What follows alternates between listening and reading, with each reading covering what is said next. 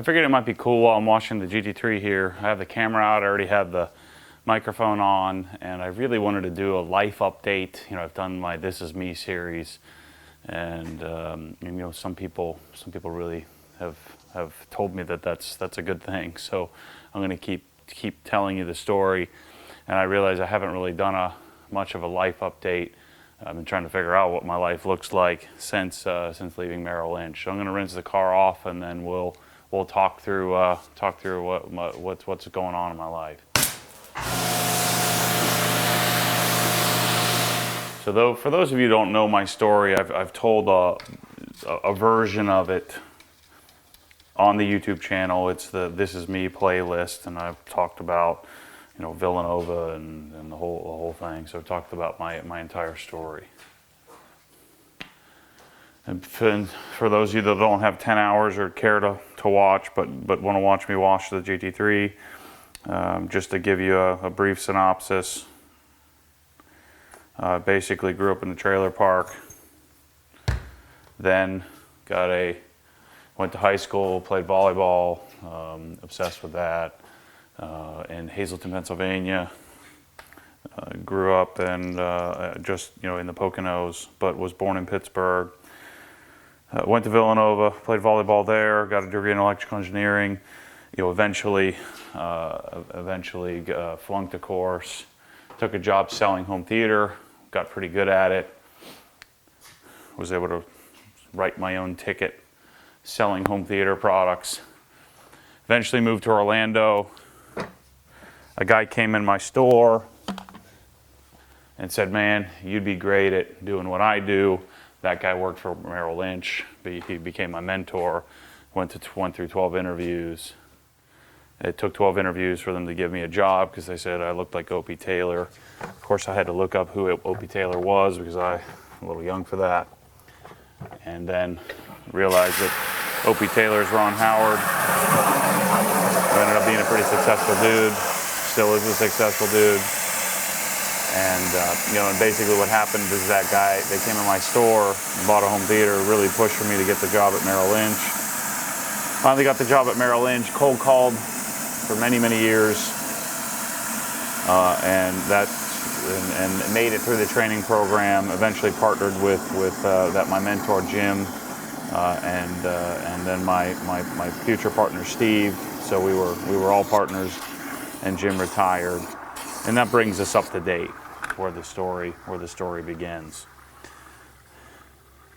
And so a couple of years ago, and I've told this story also, a couple of years ago, actually August 2014, when Kate was born, I had what I refer to as my OCD meltdown.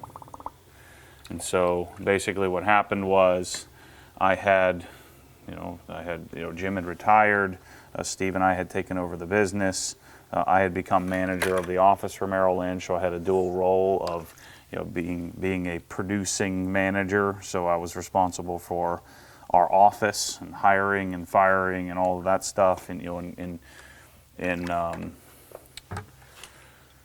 in combination with, you know, the complex from the, you know, the region. But it was responsible for making those decisions. And, you know, essentially what happened to me, now that I can see it, is that I think I developed a bit of a superiority complex in that, you know, was running this big business and, you know, had lots of great clients and was responsible for lots and lots of money. So I was making lots of money, you know, in comparison to what I thought was lots of money. I think basically what happened is, you know, I took on too much and shut everybody out and thought I was invincible, thought I was better, and so I just kept taking on more and more and more and more. Now this taking on more and more, I was still very efficient with my time, still very efficient with things, but I was taking on, it wasn't necessarily not having enough time, it was the pressure of doing too much.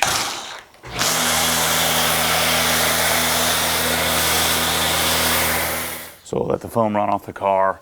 So this pressure that I speak of, you know, a lot of my fatal flaws that I'm worried about, you know, I've talked about this before in the past, is that I have this condition, if you will. It's called vasovagal syncope, where I pass out when I go to the doctor. And basically what happened was, when we had Kate, I was working on my CFA, was managing the office, and had all, clients and business and the whole thing. And I'm worried about the next 40 years of my life and everybody else's lives around me, clients, relatives, whatever, worried about everything. And it just all came to a head. Closed everybody out and just panicked. And so I was sitting on the couch panicking for a month and a half or so, and then I finally allowed myself or this was sort of the first time in my life where I was open to the possibility of help, or open to anything, open to people, open to input. And I like to think, and I've been told, that I'm very teachable. So I was very teachable, but only on my own terms. And so if I decided I wanted to learn something, I was very teachable and very willing to learn what I believed to be an expert would tell me. But that was about the extent of my openness. And so Michelle took it upon herself to go and find me some help. And I finally met this dude. What the heck was that? Who, I went to a psychiatrist, and the psychiatrist sends you to a psychologist. And so I finally met this psychologist guy who's, I owe him a lot of credit. I walked into his office, and, if I would have walked into his office before, I would have thought a lot less of him. I would have thought, man, this guy's so disheveled. He's all over the place. His desk is a mess. There's crap everywhere. And I would have dismissed him. But because I was so desperate, this first time in my life where I was open to suggestion from anybody or anything. Shoot, if you would have rubbed some snake oil in my nose, I would have let you do it. If it would have had any chance of curing my insanity. And so the mandate was, dude, you got to let some people in, right? So you got to let people in, and hence Obsessed Garage was born. And I wanted to call it that'sjunk.com, believe it or not. So my goal, what I was trying to do was find or get the URL for That's Junk, but somebody already had it, and I just gave up on trying to get it.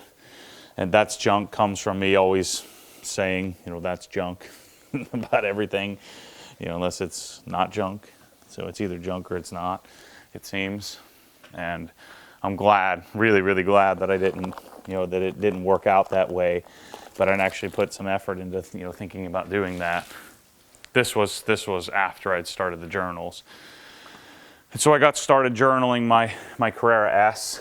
I had done some little write-ups here and there, and did some disjointed posts and things before.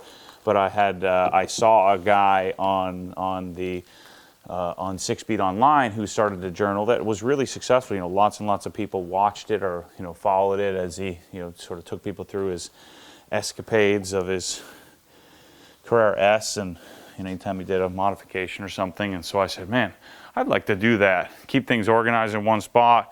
Only I'm going to take it to a whole nother level, and I'm going to let everybody in on what I'm doing. And so I journaled the Carrera S, and then the Carrera S turned into the GT3, and then the M3, and the rest is history on the journals. I still maintain those. I have one on the GT350 that I just started. It's a good place to chronicle what you're doing, learn from others, and hopefully teach a little bit about what's going on with cars, and as I go through the process of becoming a so-called expert on whatever vehicle I own or I'm interested in. And so the journals then turned into people responding and emailing me and asking me questions, and then other people started finding the journals because it started getting shared on other blog posts and things like that. And then one day, and it was as simple as this, I was doing a write-up on my detailing process on the Carrera S, And somebody said, dude, why don't you make a video of this? Wouldn't it be a lot better? And I said, shoot, that's a good idea. And Michelle had a 5D Mark II, Canon 5D Mark II. And so I grabbed the thing and set it up, no microphone, and started making videos. And it was right around that time that Obsessed Garage was really born. The channel was Matt Moorman, it wasn't Obsessed Garage. But once I started the channel, I had a few hundred subscribers. I started to get even more questions about, what products I'm using. And then the really odd part for me were people asking about my story. How do I get a GT3, and and what do you do for a living? And people started reaching out to me, like just the response was incredible, even though it wasn't as big of a response as I get today. For a guy like me who was such an introvert and such a person who would just hide from everybody. It was like, wow, I guess I do have something to offer. I always sort of assumed that I was relatively intelligent. I went to a good school and got reasonably decent grades and got a really difficult, engineering degree to get. And so, I knew I had some knowledge and I knew I had some expertise, but I didn't realize how much people would respond to that. And so the next step was I really needed to start making some videos that explained, me. And so I decided I'm going to make a 15-minute bio video, and that 15 minutes turned into 2.5 hours of me sitting there telling the story. And I released that video. I'm like, well, no one's going to watch this. But then, it got quite a bit of response. Way more response than I ever dreamed it would have. These 3-inch wheels are junk.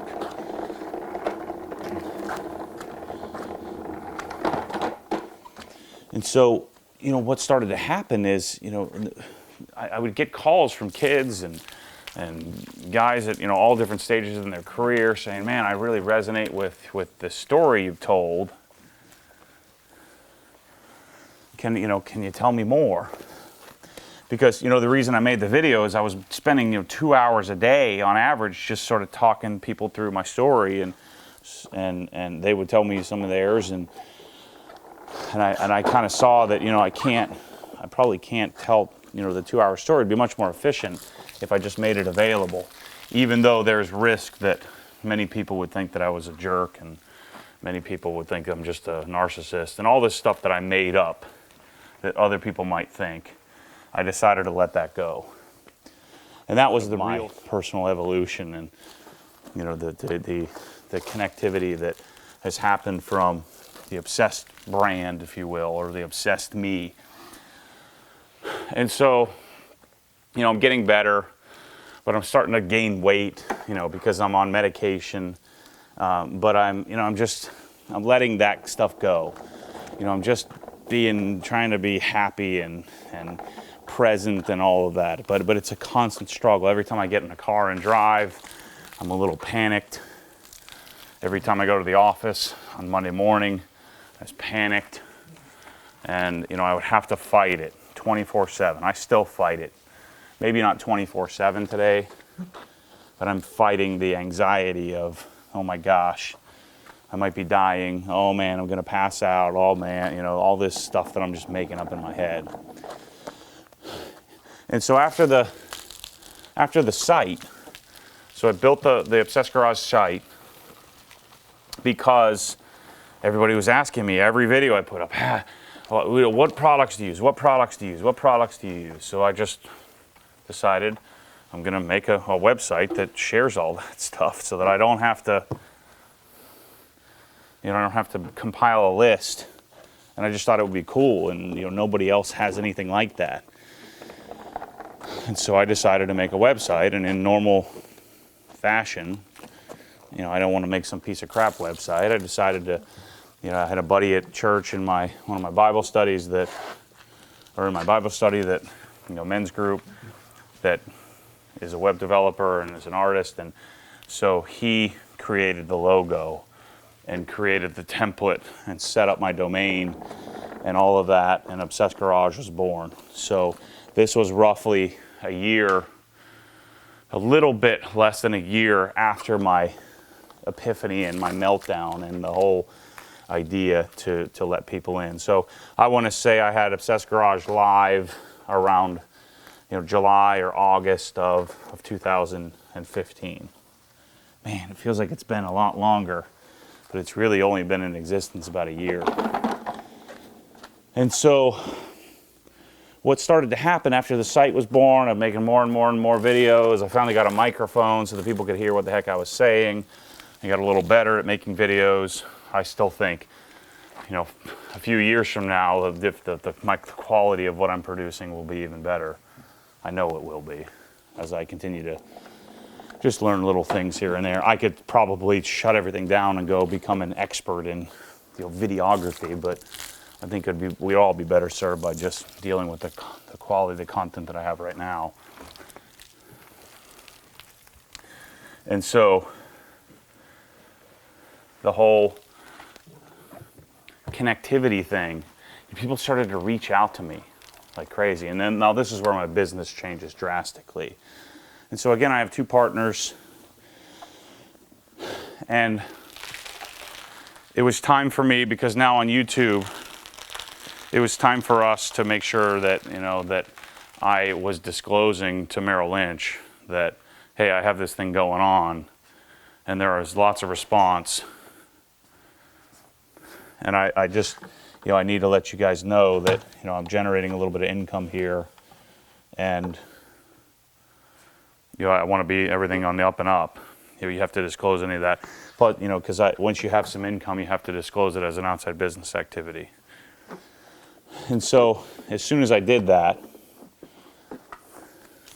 I looked to get approval for that outside business activity, and then sure enough, Merrill Lynch goes, and the compliance department starts watching videos.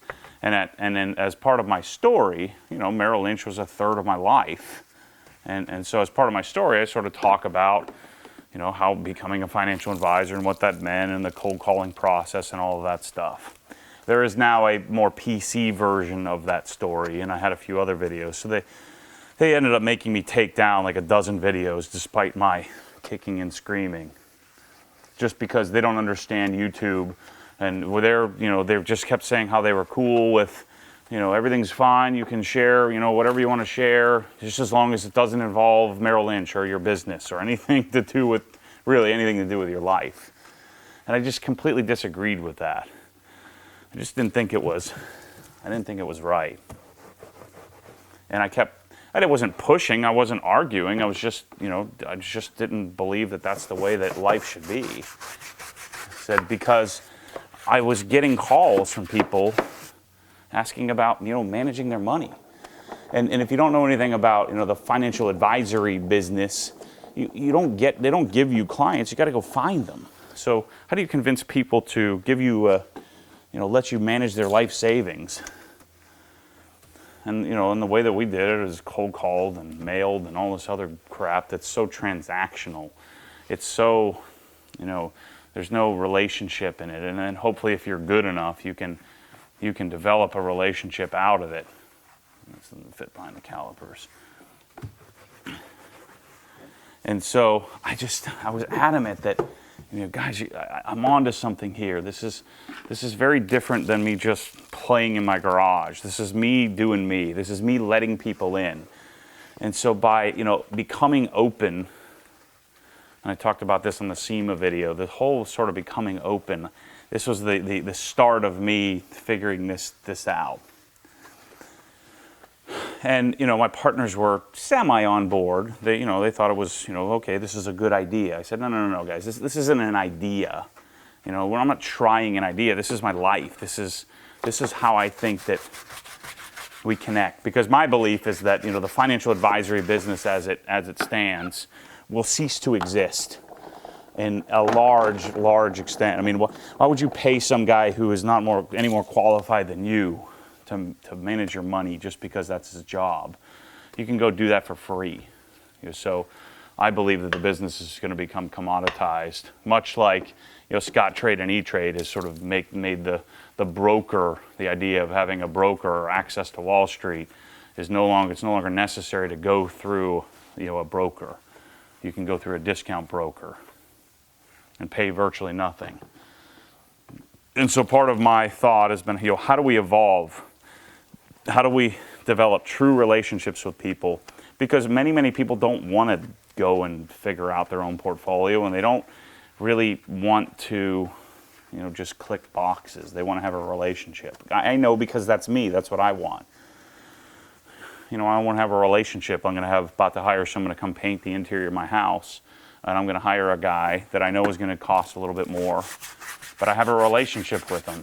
I bought lots of paint from him. I know I can trust him. He knows my story. I know his, so I know that I have a much better chance of him doing the job to my standard based on that that relationship. And I think the same holds true for anything, especially something as important as your life savings. It's a foundational thing. You can't do other things without a solid financial foundation. And so this was my belief, and I was so adamant about it. And then shortly after Merrill Lynch made me take down all these videos, like within a couple of weeks, I got a call from Merrill Lynch marketing. Now, and notice how I'm saying Merrill Lynch now, the first thing that compliance was adamant about is you cannot say Merrill Lynch anywhere on Facebook, on Instagram. You can't say it. You can say what your title is, but you can't say Merrill Lynch.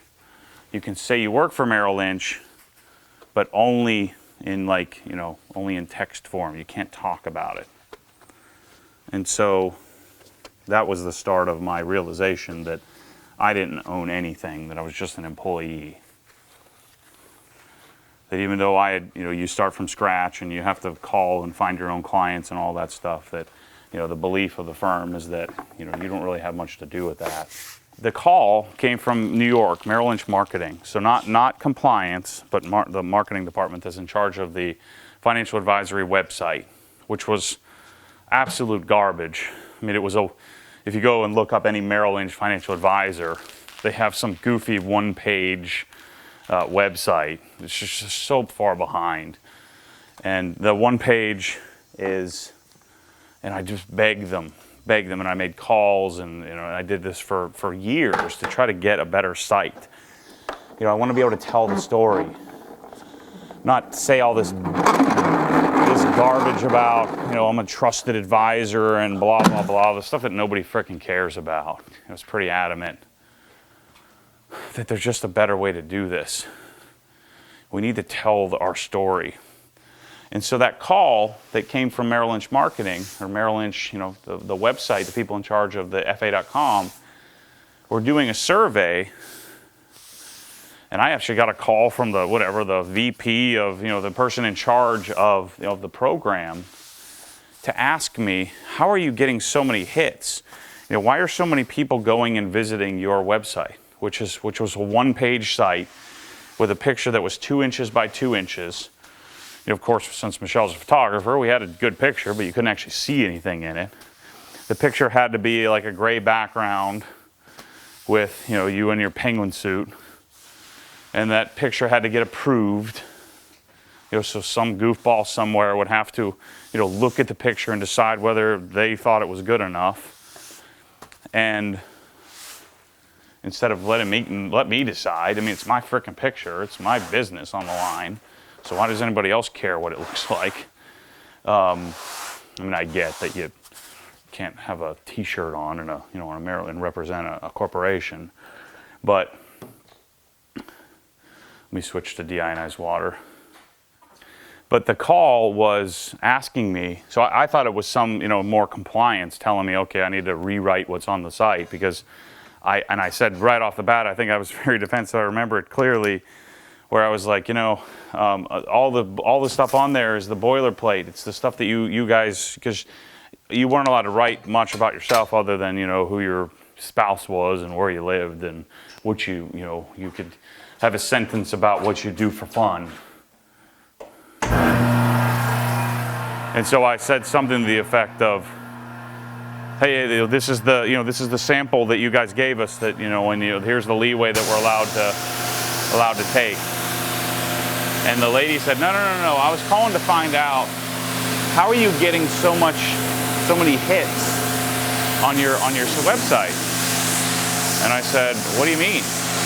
She said, well, you're getting a massive amount of hits. Tons of people are going to find your site. And it dawned on me. I was like, oh, okay, this is the social evidence that I needed, you know, to go to compliance and to go to management and say, look, I mean, I'm onto something here. Give me some leeway. And so she said, you know, your website is which is terrible, by the way, is the number 2 visited website in all of Merrill Lynch, and there were, you know, 17,000 financial advisors.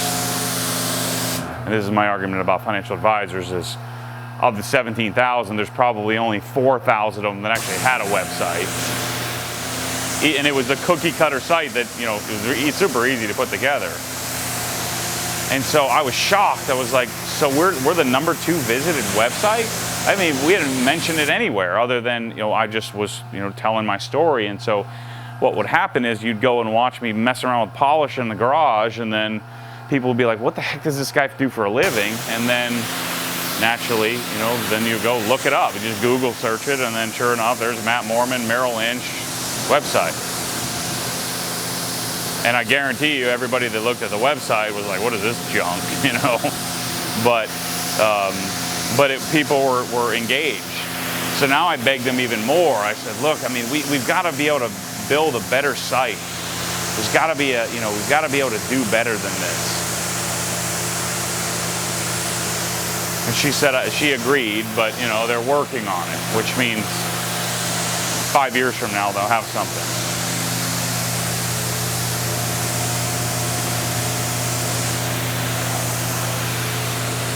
And so now I have this evidence of it. So I went to my partners. I'm like, look, guys, this is incredible. You know, we're the number 2 visited site. Now, unless you understand, you know, social connectivity and social media, it really doesn't mean much. You know, numbers are just numbers. But if you really understand social marketing and understand what that means, you know, whether or not you can translate it to direct dollars today, the key is you're building a brand. You know, you're building relationships with people. You're creating enough enrollment that people want to go and they want to look you up. And so, you know, I was pushing. So this was probably, you know, this was around, again, my timeline's probably a little bit off, but, you know, this was around, right around the time I'd launched, or before I launched. This was probably the summer of 2015. And so I hadn't even launched, you know, obsessgarage.com yet, but I was working on it. And everybody, you know, many people, while, you know, I was spending a lot of time working on it. And so, you know, most people that didn't get it, that were around me, were just like, what is this guy doing? He's wasting all his time building this website. You know, because sometimes I'd get all my work done at the office, and I would go and work on the website. I mean, what am I going to sit there and just stare at my computer at the office for? What's the point of that? You know, if the portfolios are under control and clients are all called, and I mean, working a 9 to 5 doesn't make any sense if you're not getting paid to do it. I mean, I'm not getting paid by the hour here. And so, you know, I'm going in pretty hard on, you know, trying to figure this out. You know, what am I on to here? What does this mean? But it was fun. It was satisfying to be able to connect with people and answer questions and respond to comments and, you know, meet other people and so, you know, I started out the process of, I'm like, you know, maybe I should have I really would like to wear an Obsessed Garage shirt in my videos. So that was when I started the process of figuring out how to make some clothing. I'm going to blow this off and I'll come right back. And so here I am working on working like I normally do at Merrill Lynch, doing my thing, taking care of clients, working on a website, making videos, and connecting with people all over the world, answering emails, talking to people, telling my story. But, I hadn't given up on Merrill Lynch yet. Hadn't given up on it. But we started to hear some rumors about, they're changing the way our contract works and making it so that we didn't, own anything, and they, changing how sort of the non-compete structure of how what our employment contract looks like. So we started getting nervous about that, all of us, whole partnership. At least that's what I'm calling it, a partnership. That's what I thought it was anyway. And so I'm working on all that. And I'm starting to get some connectivity, like people would start reaching out to me about, maybe, possibly managing their money. And so now this is about the time, so this is, late summer, this is about the time we're starting to think about, I'm ready to, I would like to build a garage. And so Michelle and I are thinking about, should we stay in our current house or should we make a change? And then my, partner decides that we need to take this business course. It was like $1,500. I'm like, man, I don't really want to spend $1,500 on a business course. I'd rather spend that on getting another designation. But if you think it's a value, let's do it. I'm always up for learning and improving. And I didn't really know much about the whole idea of this whole business course thing. But anyway, so we signed up, and it started in. I want to say it started in like. When was it? I think it was like late August, early September or something like that of 2015. And while we're doing this, we're starting to get more and more nervous about the structure of, how Merrill Lynch has set up their platform and of employment contract, and so we're starting to think about this. And so this business course came at a really opportune time. Now, what I didn't know is that there was a whole ulterior motive to this business course of us taking this. I didn't know, and frankly didn't really care, because I was so dug in on, hey, I think I figured out a new way of being, a new way of doing, doing business and being in relationship with people. That people, everybody kept calling this an idea. This is a good idea. No, this is not an idea. This is like a state of being. This is very different. And, if you're authentic and you share, you with the world, some people are going to respond. Not everybody's going to respond, but some people are going to respond negatively. Some people are going to respond positively. But if you're authentic, it becomes really difficult to disagree with that authenticity and that passion. And so we signed up for this business course, and I freaking eat it up. Like, it was like an awakening. I tell you guys this all the time, that I don't take notes on things, and it's hard for me to pay attention to really basic stuff. I'll go to church and I lose interest really quickly.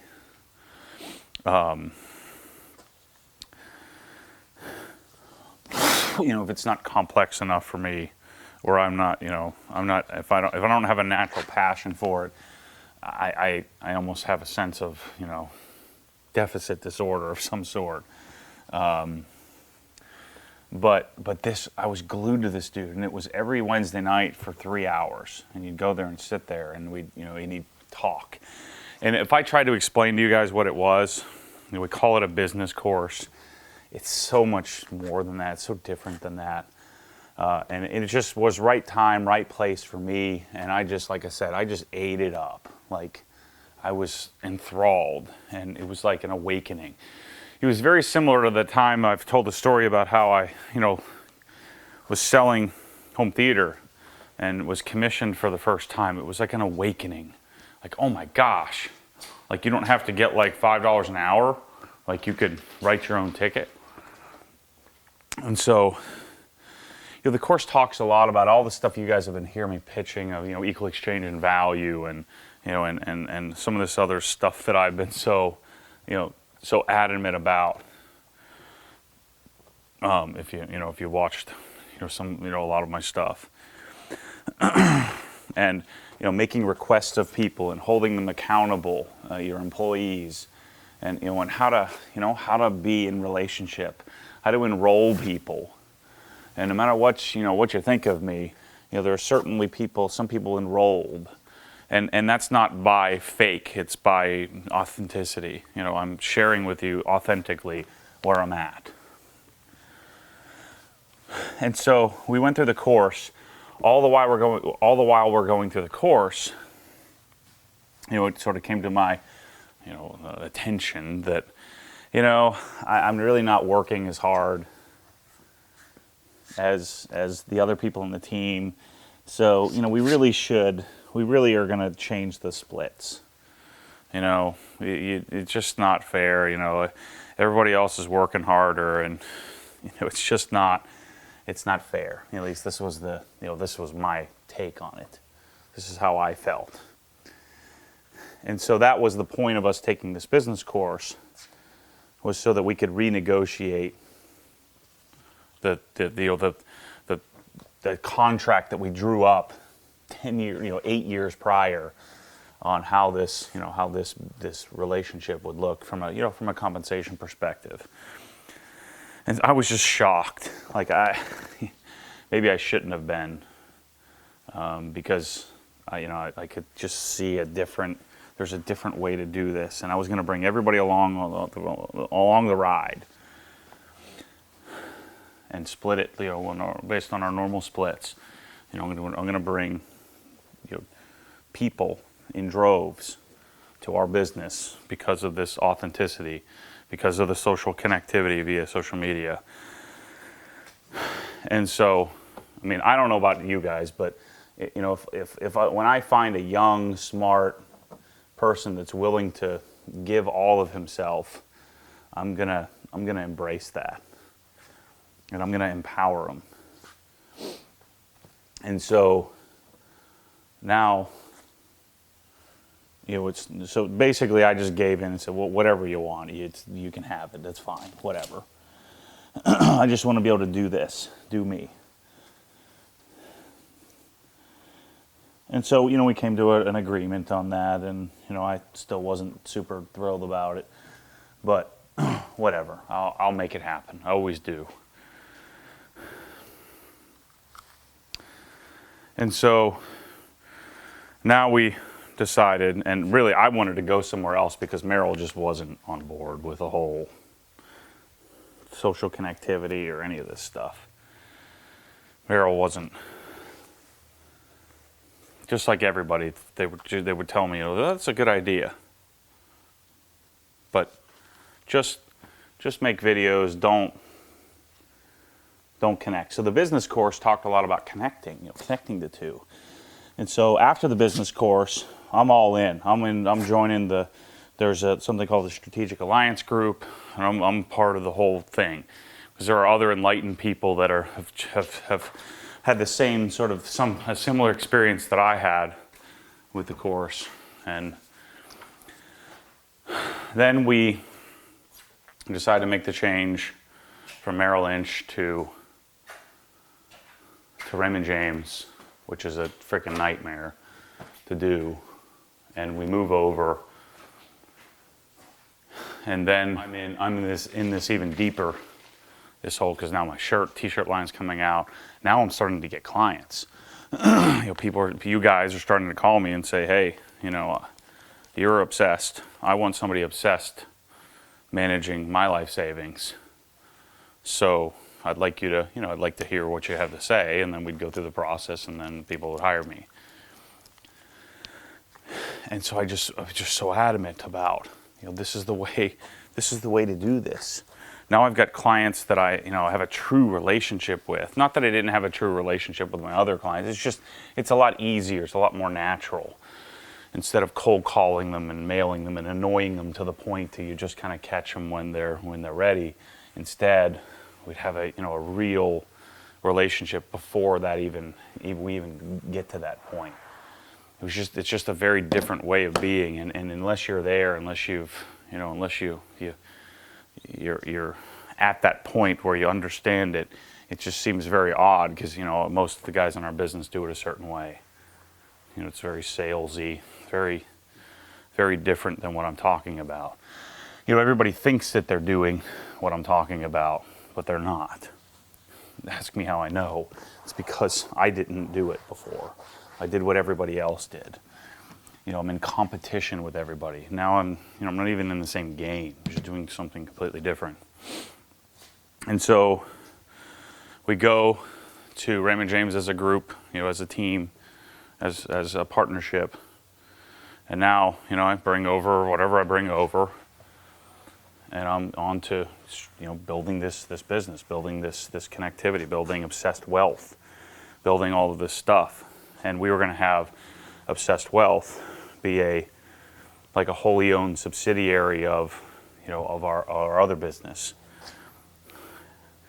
And we had hired that coach, that business course, the guy who was teaching us. We hired him to become our business coach, our full-time business coach. And we made it about 2 weeks. And so all this time, I'm doing me, which is keep my mouth shut. I'm the young guy, the young smart guy. Apparently not the young hard worker that I thought I was. I'm the young lazy guy that doesn't show up to work. And but I'm not communicating, because I'm not including everybody, because nobody freaking cares. Nobody wants to know what the heck I'm doing anyway. With this whole Obsessed Garage thing, it's just an idea. But I'm like a bull in a china shop when I understand, when I figure something out. Why do we need to keep doing things the old way? Just don't. Let's just move on. When I'm done with my BMW M3, I'm done. It's time to move on. And so, our business coach made me say what I was thinking, and that didn't go over so well. So anyway, now I'm on my own. It says as of March, and I feel a little bit like I feel like I'm the. Forgive me, I don't mean to think of myself so highly, but I feel like I just watched Steve Jobs the other night. Steve Jobs from Apple, getting kicked out of his own company, because I had a sense of ownership in my company, in our company, and I've gotten thrown out, and now I'm at building my own new company. But, I have all my clients, so it really doesn't matter. I have all my clients. We took, and there's no more split, and I'm on my own, and now I'm building an empire. And that empire is based on, authenticity and connectivity and all this blah, blah, blah, all this relationship stuff. It's based on real. And so I have, there's a dozen or 24 Obsessed Garage, followers, guys that are, I don't even call it followers. These are people that are on board with the idea that I have, that, if you identify with obsession, and you have some money, you probably want somebody to help you with it. So, you either do it yourself or you get somebody else to do it, and so it fits. At least I think it does. And so here we are. I'm off my medication. I'm massively present. I hope that you don't take this as arrogance. It's not arrogance. I wake up Monday morning and think, man, maybe I should do it the old way. Maybe I should do it the way that I did it. I should need to get on the phone and run newspaper ads and cold call people. And I really shouldn't spend as much time following up with everybody and comments and things on Obsessed Garage. I really shouldn't have gone to SEMA. I should stay at the office. And, all this stuff I'm making up that just isn't true. And I just think that I know it in my soul that that being real, being authentic, and not transacting. I don't want any transactions. I don't want anybody to call me up and say, "Hey, I'm going to buy this investment, or I'm going to buy this pressure washer from somebody, so I might as well buy it from you." I wanted them, to buy a pressure wash from me, and I know that's just a product, but because you identify with the brand, you support it, you want to be something different. And I know it isn't that big, but I'm making it that big. I think it's that important. That the root of it is a bunch of stuff, but it's not the stuff. It's the ride. Enjoying the ride. And so now I've got Obsessed Wealth Management. I'm going to be launching the website soon to tell the story, to connect, to connect the dots, to give people a place to go to say, what would it be like if Matt was involved in my, financial life? Just like what it would be like if I was involved in your sharing how to wash a car. How do those things connect? I don't want this to sound like a commercial. It's just this is a really big part of my life, is my career choice. What you got, buddy?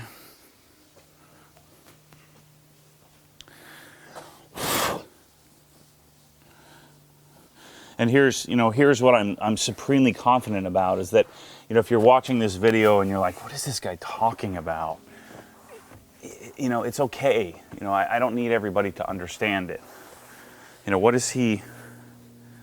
I think I'm okay with, although I'd like to not have enemies in this world, I'm okay with not everybody understanding what I'm talking about. And, thinking that, he's just trying to get people, just trying to make more money or buy more cars, because there is a component of that.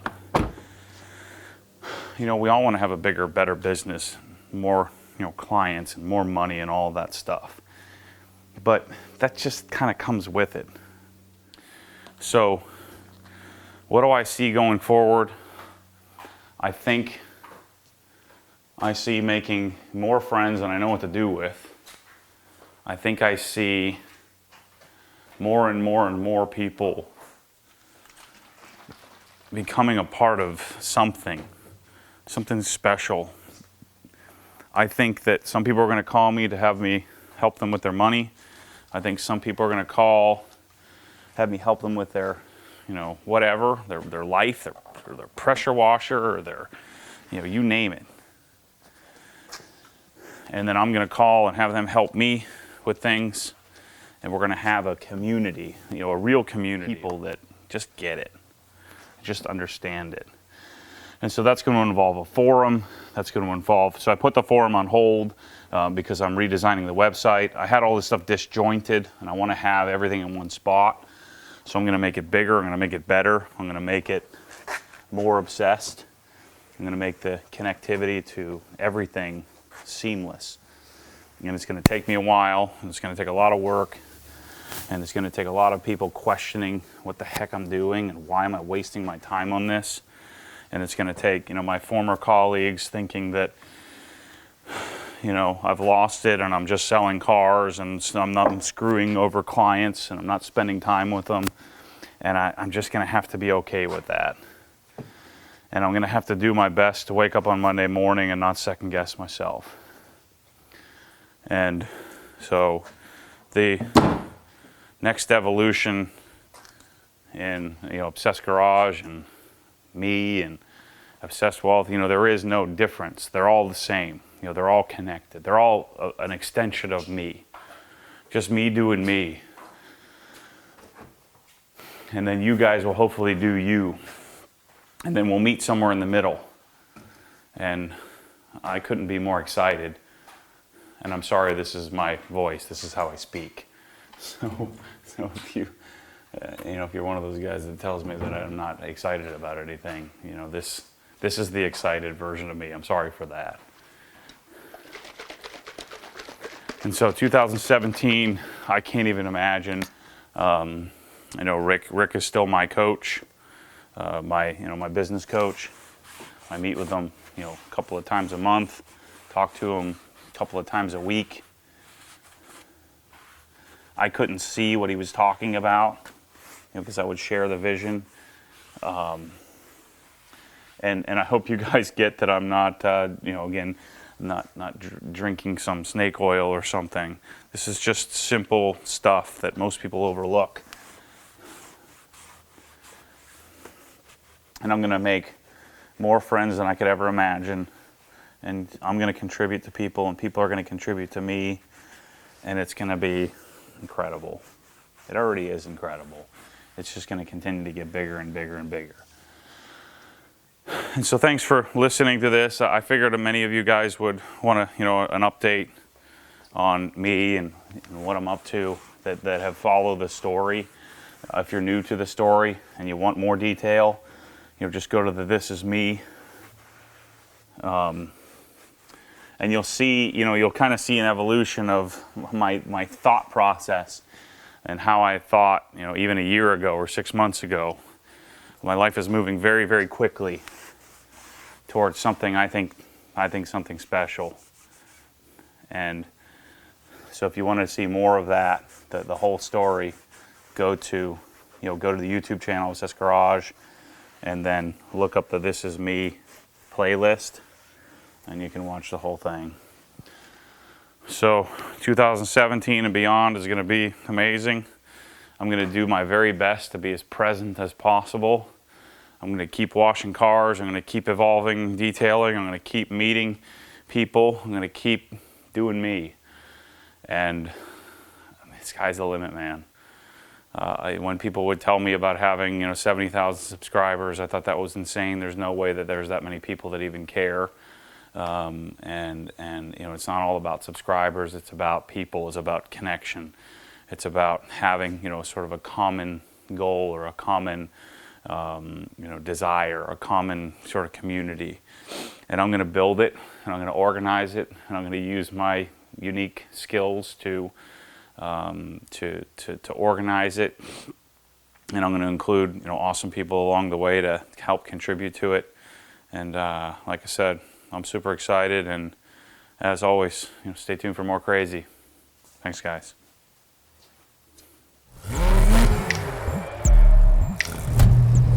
What happens when the force pulls you back, your foot naturally comes off the gas. You have to keep your foot to the floor.